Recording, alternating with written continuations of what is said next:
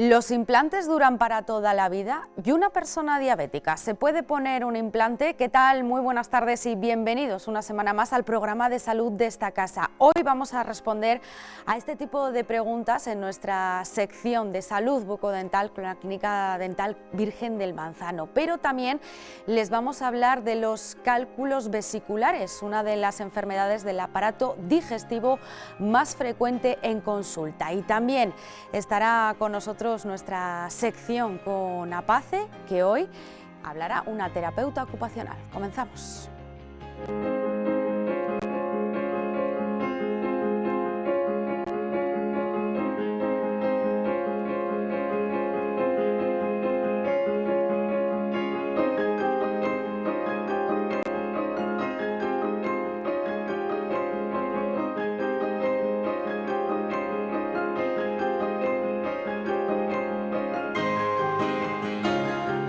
Los cálculos biliares representan una de las principales enfermedades del aparato digestivo. Incluso, fíjense, hay estudios que indican que el 5% de la población en España va a desarrollar a lo largo de su vida una patología vesicular. Así que hoy vamos a estar muy atentos a su diagnóstico y a su tratamiento y a los síntomas que nos puede presentar el cuerpo. Y para ello tenemos al doctor Miguel Sánchez Carrasco, especialista en el aparato digestivo del Hospital Recoletas. Miguel, buenas tardes. Hola. ¿Qué tal? Buenas tardes, Verónica. Muchas gracias. Es curioso, ¿no? Un 5% de la población va a poder desarrollar en su vida una enfermedad, ¿no? de la patología vesicular que yo creo que vamos a comenzar hablando, ¿no? ¿Qué es la vesícula? Quizá más, ¿eh? Quizá ¿Más? Sí, sí. Quizá los números vayan más en las mujeres por un 15% a partir de los 40 años y en los hombres un 10%. Y a partir de los 50 años hay estudios que hablan de hasta un 25% de prevalencia de colitiasis en la población general. Que alguna causa tendrá entonces esto que ha evolucionado, ¿no? Ese porcentaje. Sí. Vamos a hablar, ¿qué es la vesícula, Miguel? Bueno, pues la vesícula forma parte de la vía biliar. La vía biliar es el conducto que transporta la bilis, el líquido biliar que se forma en el hígado, hasta el duodeno, que es la primera porción del intestino delgado, donde se junta con la comida para facilitar la digestión de las grasas. Hay una peculiaridad, que es que el líquido biliar, la bilis, se está formando constantemente en el hígado, aproximadamente un litro y medio diario. Que tenemos se va formando, sí, constantemente. La formación es constante, pero la necesidad de bilis en el duodeno, digamos que está relacionado con las comidas. Nosotros, cuando necesitamos realmente que haya una mayor cantidad de bilis en el duodeno, es cuando comemos, en los 3, 4, 5 comidas que hagamos. Para facilitar o para asegurar que ese contenido llega en mayor cantidad cuando lo necesitamos, está la vesícula biliar, que es donde se almacena la bilis, hasta que el estímulo de la presencia de grasas en el duodeno hace que se comprima y llegue la bilis hacia el duodeno para la digestión de las grasas. Y cuando no funciona bien, ¿no? Como estamos diciendo, se produce una de las patologías y de las mayores en prevalencia son los cálculos biliares. Claro, digamos que el contenido de la bilis, al estar durante un tiempo prolongado en la vesícula, puede precipitar y formar piedras.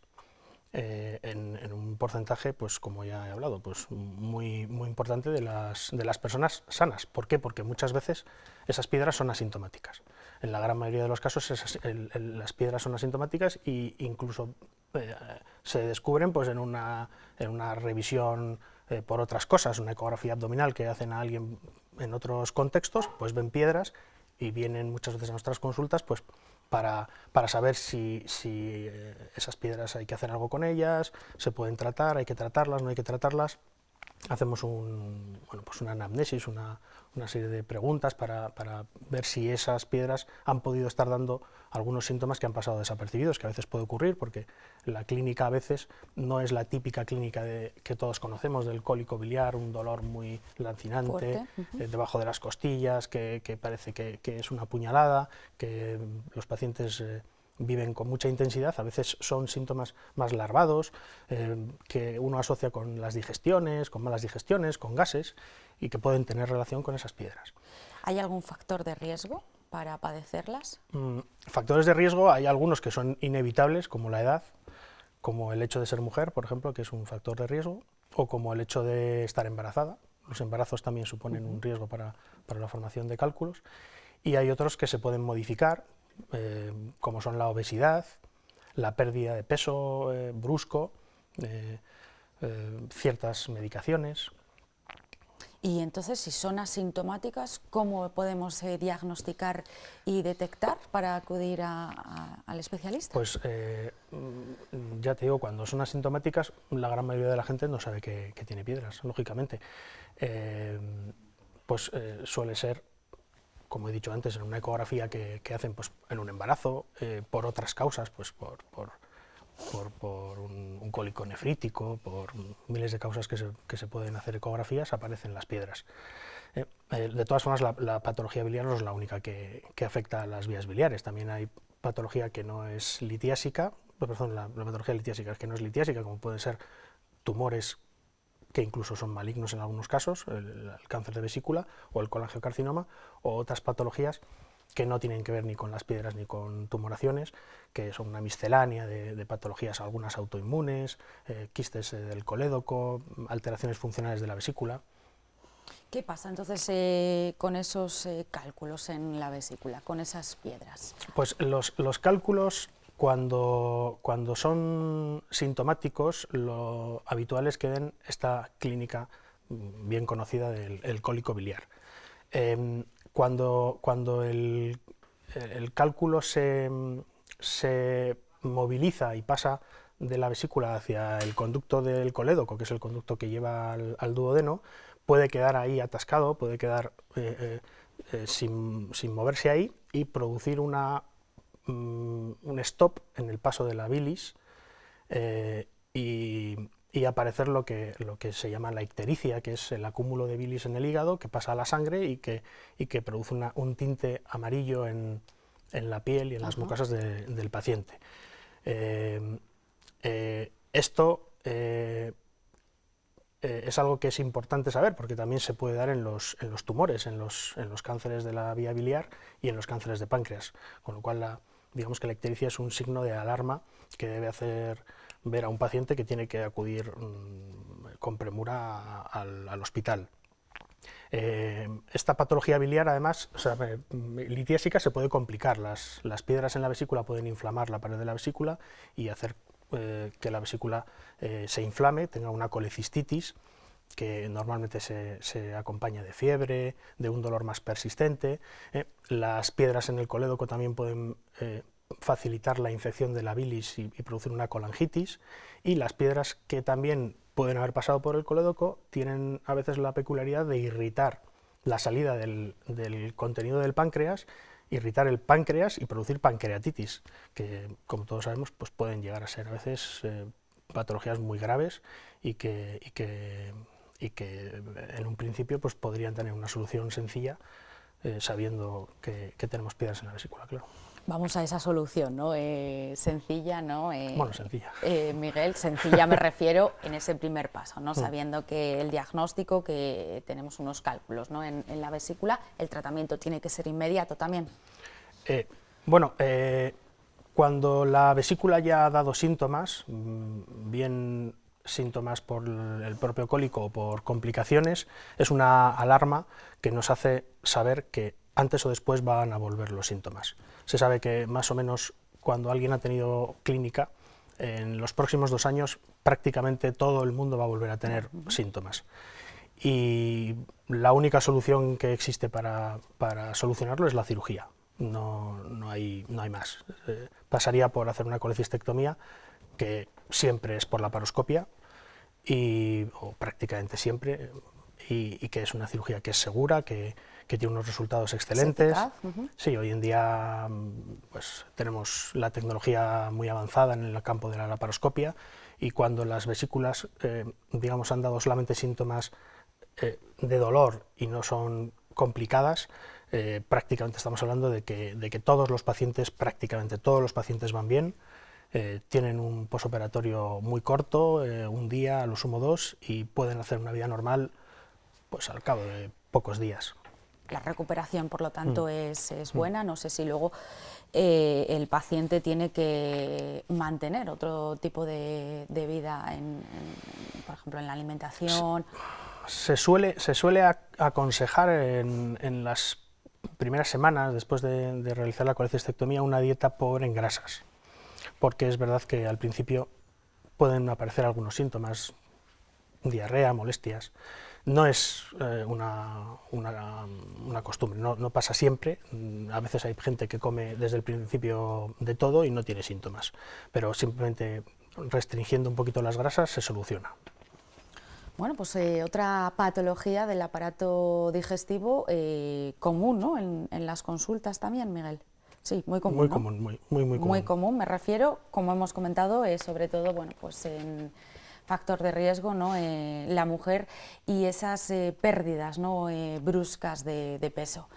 Muchísimas gracias por habernos acompañado. A vosotros.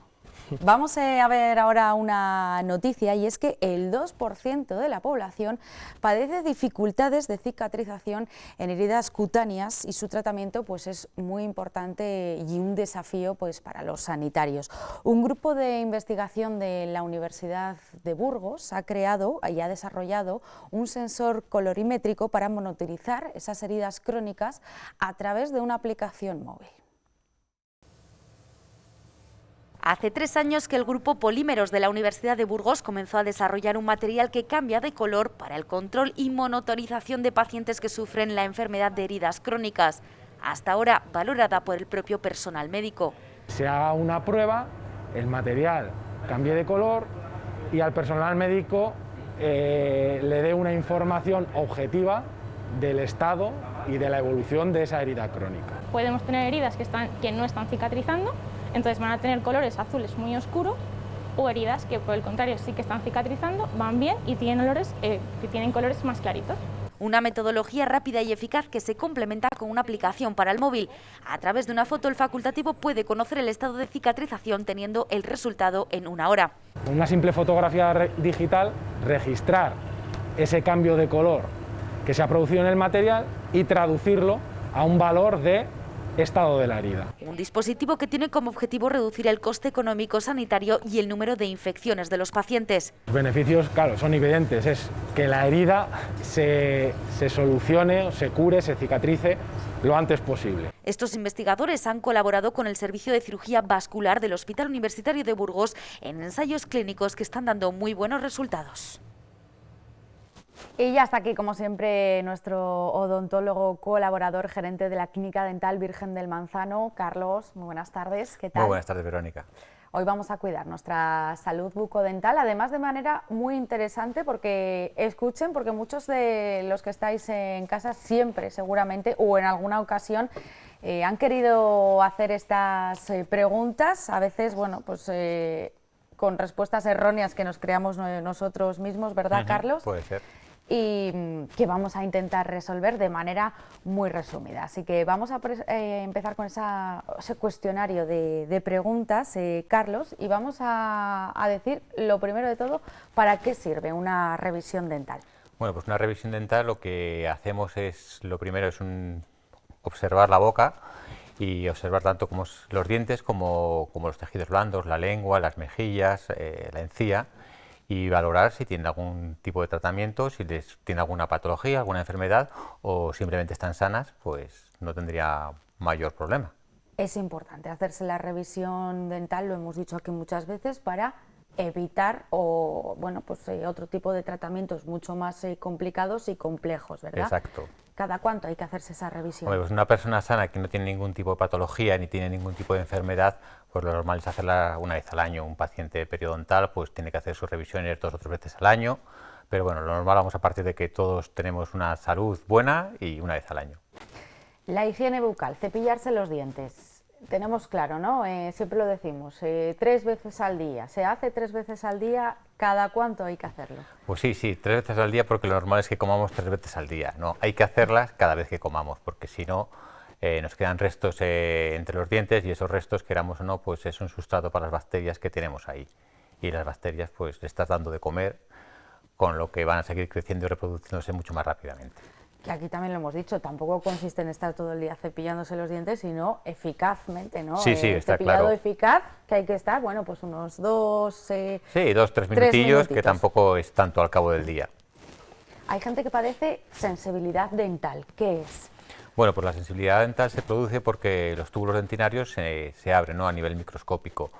Entonces, pues es un dolor que se produce y que hay que ver cuál es la causa, y porque muchas veces se nos produce porque nos cepillamos muy fuertemente o lo hacemos mal y apretamos mucho, con lo que la encía se retrae y vamos desgastando el esmalte. Entonces habría que cambiar la técnica.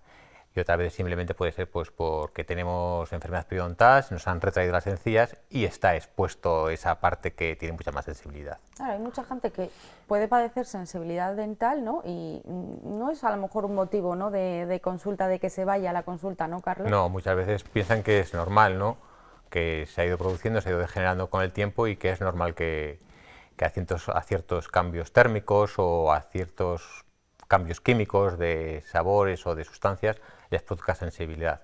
Pero bueno, todo tiene arreglo. ¿Una persona diabética se puede poner un implante? Sí, una persona diabética pues tiene un pequeño problema, ¿no?, que es que a la hora de cicatrizar le cuesta un poquito más y tiene un poquito más de riesgo de infección. Pero lo principal, tanto sea a nivel odontológico como a nivel médico, el paciente diabético lo que tiene que es tener controlado su azúcar. Una vez que está controlado, el odontólogo, yo en este caso, valoraré cómo está su patología, y si hay que poner un implante, pues probablemente le demos una profilaxis antibiótica para evitar el riesgo de infección y no pasaría nada más. Pero sí se puede Sí, poner, por supuesto. no hay problema. Una persona una mujer, una gestante que esté embarazada, ¿se puede hacer un tratamiento dental durante el embarazo? Bueno, muchas veces la gente piensa que estar embarazada es una enfermedad y que tienen que andar con un cuidado súper especial. No, al final es un estado, ¿no?, de buena esperanza, como se llama, y lo que sí que nosotros los odontólogos tenemos un poquito de precaución, ¿no? Cuando hay que realizar tratamientos intentamos siempre hacerlos en el segundo trimestre. El primer trimestre es cuando está formando el feto e intentamos no intervenir, ni nosotros, ningún médico, ¿no?, con ningún producto químico, ninguna medicación, ninguna cosa que pueda alterar esa formación. Y luego en el tercer trimestre también solemos evitarlo, porque bueno, al final es por algún anestésico o alguna cosa, pues lo único que se puede llevar es que se adelante un poquito el parto. Entonces nosotros siempre lo que hacemos es todos los tratamientos centrados en el segundo trimestre, y otra cosa es que sea una urgencia, ¿no? Cuando hay una urgencia hay que valorar pros y contras y tomar una decisión. Es importante también que acuda a una revisión, a pesar de no tener un tratamiento o hacerle ese tratamiento porque está embarazada. Sí, porque bueno, es un proceso hormonal muy grande y es muy común en las embarazadas que se inflamen las encías, ¿no?, que tengan un poquito de gingivitis, entonces eso hay que controlarlo y que no aumente, claro. ¿Los implantes son todos iguales, Carlos? Bueno, todos los implantes no son iguales. A nosotros, cuando tenemos que elegir entre usar unas casas u otras, pues nos gusta mucho el tema de los estudios, ¿no? Una casa que lleva funcionando 3 años, pues solo puede tener estudios in vitro, no tiene estudios a largo plazo de cómo han funcionado esos implantes en los pacientes. Una casa que lleva 20-25 años funcionando, pues tenemos estudios durante 25 años, sabemos cómo van, cómo funcionan, y a nosotros pues nos gusta ese tipo de producto, ¿no?, que tengan muchos estudios para poder luego nosotros elegir cuál es el que más nos gusta.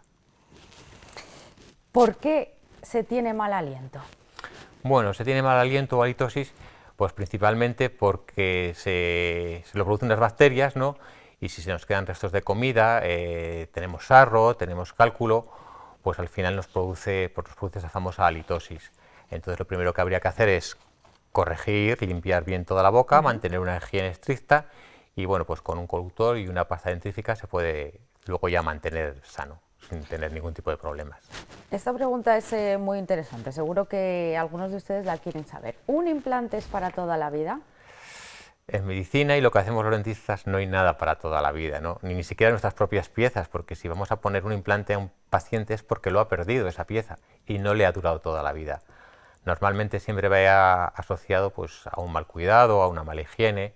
Igual puede pasar con un implante, ¿no? Hay que tener una muy buena higiene, hay que cuidarse, y así conseguimos que su durabilidad sea muy larga. muy larga, pero no significa que ponerse unos implantes te vayan a durar. Claro, si pone una persona de 20 años unos implantes ahora, que probablemente lleguen a vivir hasta los 100, pues poder asegurarle que le va a durar toda la vida es imposible. Hablamos de la endodoncia, que el otro día además desarrollamos ese tratamiento.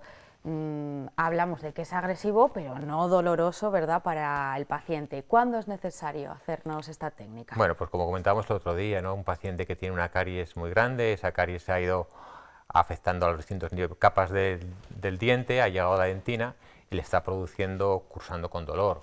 Pues entonces en el gabinete decidiremos qué nivel de destrucción tenemos y lo podremos arreglar o con un simple empaste más o menos grande, o si realmente ya está afectado el nervio, pues tendremos que acudir a una endodoncia. Las limpiezas de boca, aquí sí que hay, Carlos... Para todos los gustos. Para todos los gustos. Hables con quien hables, dice yo una vez, yo dos, yo cada 2 años, yo cada 3. ¿Cuándo hay que hacerse, o cada cuánto hay que hacerse una limpieza de boca? Bueno, pues vamos a partir que esa persona viene a sus revisiones periódicas, ¿no? Todos los años, pues al hacer esa revisión vamos a valorar si realmente necesita o no una limpieza. La mayoría de la gente con una limpieza al año vale, es suficiente para poder mantener una buena higiene. Luego tenemos casos de personas que por sus enfermedades o por sus tratamientos tipo periodontal necesitan acudir a sus mantenimientos 2 o 3 veces al año, pues que estarán incluidas dentro de esos mantenimientos, o hay gente que, bueno, porque por su saliva o tiene una higiene muy escrupulosa, pues no producen sarro o consiguen no tenerlo pegado a los dientes, con lo que muchas veces pueden dilatar las limpiezas 2 o 3 años o lo que necesiten, claro. Pero se pueden hacer más de una al año. Sí, si realmente hay sarro y hay cálculo, hay que limpiarlo, por supuesto. No significa que se vaya a quitar el esmalte, ¿no? No, ni muchísimo menos. Es que, claro, está el no, error se hace con ultrasonidos, entonces simplemente lo que levanta es la capa que tenemos pegada al diente, el esmalte no se toca nunca. Hablamos ahora de la encía. Hay personas que tienen, bueno, pues las encías que se les están bajando, ¿no? Y los dientes, bueno, pues les da la sensación de que se alargan, ¿no? ¿Qué significa esto, Carlos? Bueno, pues claro, al haberse retraído la encía, el diente parece mucho más largo de lo que es realmente. Se podía producir por un mal cepillado, como hablábamos en la otra pregunta anterior, un cepillado demasiado agresivo, la encía se retrae, o bueno, eso es también muy típico en los pacientes periodontales, la gente que tiene enfermedad periodontal, pues les ha retraído mucho la encía y entonces el diente está mucho más largo y también pues tiene solución, un pequeño injertito y mucha higiene como siempre. O sea que se puede hacer un tratamiento para quitar ese alargamiento, ¿no? Sí, por supuesto. De los dientes. Vamos a ir finalizando más, aunque otro día vamos a hacer otro cuestionario también de este tipo. Carlos, ¿hay alguna edad para realizarse ortodoncia? También lo hemos hablado esto, además. Sí, lo hemos hablado otra vez en otro programa. No hay ningún tipo de edad, se puede realizar la ortodoncia desde un niño, un adulto, un joven o una persona de la tercera edad. Al final nosotros lo único que queremos y necesitamos para poder realizar un tratamiento ortodóntico es que la boca esté sana, ¿no? Ante esa exploración para la hora de decidir poner la ortodoncia o no ponerla, o que el paciente te acude porque quiere ponerse una ortodoncia, hay que explicarle primero pues, si hay alguna caries, si necesita una higiene. Primero tener la boca completamente sana para que el tratamiento ortodóntico funcione perfectamente. Y además ya comentamos que, bueno, pues cuanto más joven, ¿no?, o edad de adolescencia se haga esa ortodoncia, bueno, pues menos duradero también tendrá que ser el tratamiento, ¿no? Eso sí, está claro. Y evitamos problemas a largo plazo, que es también muy interesante. Me han quedado preguntas, pero seguiremos en otra sección. Carlos, un placer, como siempre, tenerte. Muy bien, mucho gusto. Nos vamos ahora a ver esa sección que nos hace la Asociación de APACE, de Parálisis Cerebral, aquí en Burgos, con su proyecto Neuromás. Hoy nos habla una terapeuta ocupacional. Hola, soy Clara Aznar, terapeuta ocupacional de Neuromás, y voy a explicar qué es la terapia ocupacional. La terapia ocupacional es una disciplina sociosanitaria cuyo objetivo es ayudar a las personas a lo largo de sus vidas a facilitar su participación en las diversas actividades y tareas que quieren y que necesitan realizar en su día a día. Para lograr este objetivo utilizamos como medio terapéutico las ocupaciones o actividades significativas. Se busca maximizar el potencial individual, permitiendo a las personas ser más funcionales e involucrarse de forma activa en las actividades. Es una disciplina que proporciona servicios de habilitación, rehabilitación y promoción de la salud y el bienestar a todas aquellas personas que presenten una necesidad que puede estar o no relacionada con la discapacidad. Cuando hablamos de ocupación, hacemos referencia a todas aquellas actividades que realizamos como individuos en un entorno familiar y comunitario que ocupan nuestro tiempo y dan significado y propósito a nuestras vidas. Las ocupaciones serían las actividades básicas de la vida diaria, como el vestido, la alimentación o la higiene, las actividades instrumentales, como el manejo del dinero o el cuidado del hogar, el manejo de la propia salud, el descanso y el sueño, el ocio, el juego, la participación social, la educación y el trabajo. Pero el terapeuta ocupacional tiene en cuenta la globalidad del individuo como un ser holístico, por lo que atiende a otros aspectos como el contexto, los factores ambientales y personales que pueden afectar e influir al acceso a estas actividades, los valores, creencias, funciones y estructuras corporales, las habilidades motoras de procesamiento y de interacción social, así como sus hábitos, rutinas y roles. La terapia ocupacional tiene en cuenta los problemas y las capacidades físicas, psíquicas, sensoriales y sociales, existiendo diferentes ámbitos de actuación, como la rehabilitación física, neurológica, las adaptaciones del entorno, elaboración de productos de apoyo, adaptación e integración escolar, entre otros. Por otro lado, el ser humano es un ser ocupacional. En todas las etapas de nuestra vida, a todas las edades, tenemos una ocupación, es algo innato. Y es por esto que el terapeuta ocupacional está presente a lo largo de todas las etapas del ciclo vital, desde la infancia, la adolescencia, la etapa adulta y las personas mayores. En la infancia, la principal ocupación del niño es la de jugar y aprender, y esto va a depender de su etapa de desarrollo. El niño va a aprender a través del juego aquellas habilidades que van a ser necesarias para desempeñar actividades, ocupaciones futuras. El terapeuta intervendrá para potenciar estas habilidades y destrezas que pueden estar deterioradas o ausentes. En el caso de la adolescencia o la etapa adulta cobran especial relevancia ocupaciones como la educación o el trabajo, ya que proporcionan un rol y una identidad ocupacional a la persona. El terapeuta potenciará aquellas habilidades necesarias para acceder a estas y otras ocupaciones propias de esta etapa evolutiva. Desde el equipo de Neuromás trabajamos de forma multidisciplinar buscando un enfoque integrador para abarcar todas estas necesidades y más, por lo que si tú, alguien de tu entorno o tu niño presenta alguna de estas necesidades, no dudes en contactar con un terapeuta ocupacional. Pues muchísimas gracias a la Asociación de APACE por esos vídeos mensuales que nos hacen con su proyecto Neuromás. Nosotros nos despedimos, ya saben, más salud aquí la próxima semana, como siempre, en la 8 Burgos. Gracias por acompañarnos, adiós.